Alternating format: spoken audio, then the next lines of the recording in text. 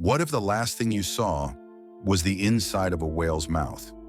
You're out on the open ocean, calm waves, blue skies. Then suddenly, everything goes black. It sounds like something out of a Bible story or a sailor's tale. But could it really happen? Let's get this straight. Most whales can't swallow you. Not even close. Blue whales, the largest animals on Earth, have throats no wider than a grapefruit. Their mouths are massive, but their esophagus? Tiny, you couldn't fit. But then, there's the sperm whale. This creature is a deep-sea giant. It can grow over 60 feet long, with a head that makes up 1/3 of its body. And its throat? Large enough for a human to pass through. It swallows giant squid whole. It can hold its breath for over an hour. It dives deeper than most submarines. If any whale on Earth could swallow you, it would be this one. Still, even then, it's incredibly rare. Sperm whales don't hunt humans. You'd have to be in the wrong place at the wrong time. Maybe diving too close. Maybe floating unconscious in the water. Maybe just unlucky. But if it did happen, if one opened its jaws and you slipped inside, would you survive? Would you feel the breath vanish from your lungs as the water crushed in? Would you go numb from fear or fight your way out? And most haunting of all, would anyone ever know what happened to you? Because being swallowed whole means disappearing. No scream, no trace, just swallowed by the dark. But before we imagine the end, let's go step by step. Because if you could fit, and if the whale did take you in, the story wouldn't stop at the mouth. That is where it begins. The jaws close. Suddenly, the world isn't blue anymore. It's black, wet, alive. You're no longer in the ocean. You're in something else now. Something massive, breathing, moving, holding you. It starts with the sound, not silence but absence. No waves, no wind, just the slow, deep pulse of something ancient. You can hear the whale's heartbeat, echoing through its body, slow, thunderous, like a drum in the dark. You try to move, but it's like swimming through jelly. Your limbs push against slick, warm surfaces, spongy in some places, hard in others. You might touch the whale's tongue, the size of a small car. It presses up against you, heavy, wet, unshakable. If it's a baleen whale, you'd feel long curtains of keratin hanging like bristles from the roof of the mouth. If it's a toothed whale, like a sperm whale, you'd feel rows of conical teeth, blunt but powerful, each one the size of a knife handle. And around you, movement. The mouth isn't still. Water rushes in and out. Muscles shift. Pressure builds. You're being jostled, turned, squeezed. You try to scream, but there's no space for sound.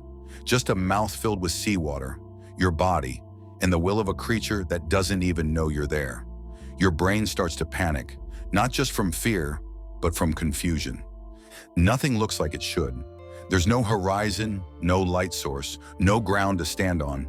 You're floating, but you're also trapped. The disorientation sets in fast. Your senses are screaming, "Where am I?" But you know, somewhere deep inside you know, you're inside a living thing, and you don't belong here. You look for a way out. You try to push, swim, claw your way towards some idea of freedom, but there is none. Everything around you is built to bring things in, not to let them go. And as the mouth shifts again, tilting downward, you feel it. You're being pulled deeper. Not because it wants you, but because that's what it does. You're moving now, not swimming, sliding, slowly, helplessly, deeper into the dark. The whale's throat isn't like a tunnel, it's a living machine. Muscles ripple in waves, pulling you down in powerful contractions, peristalsis. The same way your own body moves food. Only this time, you are the food. You try to resist, push back.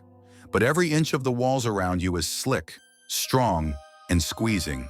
It's like being swallowed by a cave that breathes. Then comes the pressure. As you slide deeper into the body, the air around you thins. Oxygen fades.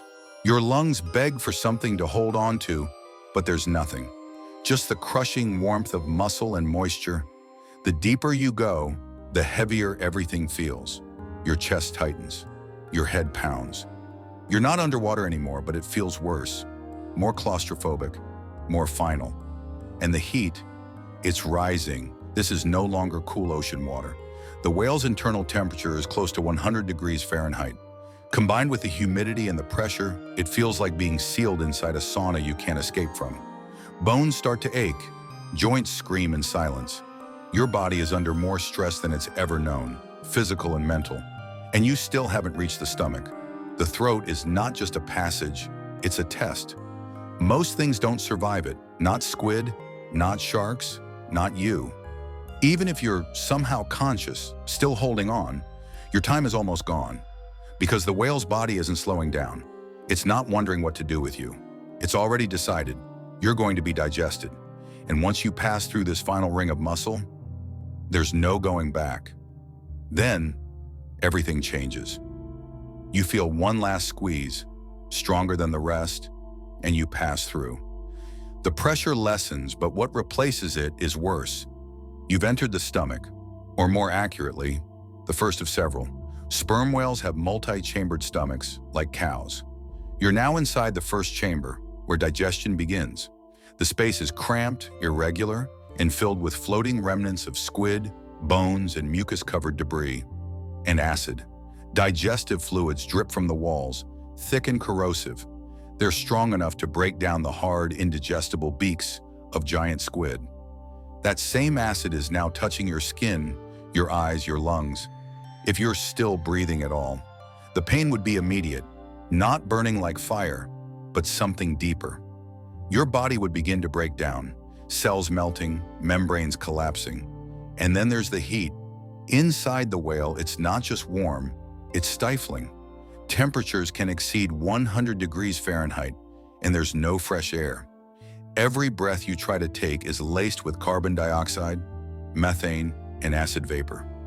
Breathing becomes a battle you're not equipped to win. The stomach walls aren't still either. They move, they churn. Powerful muscles knead and compress, mashing whatever's inside.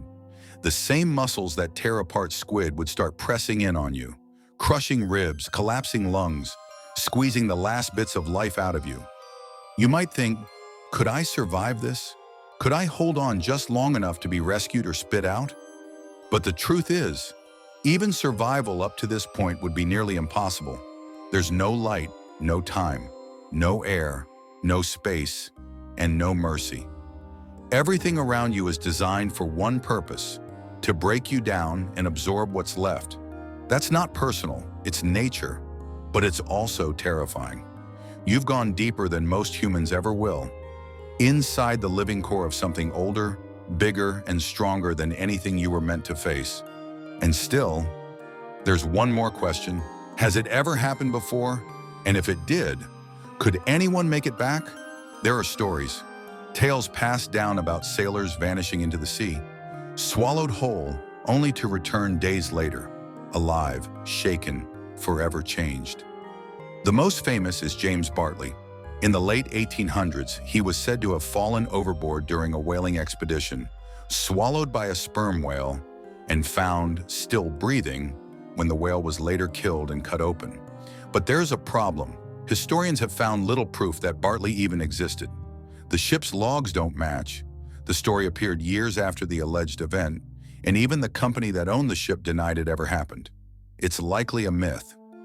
So, has it ever happened? Yes, but not like that.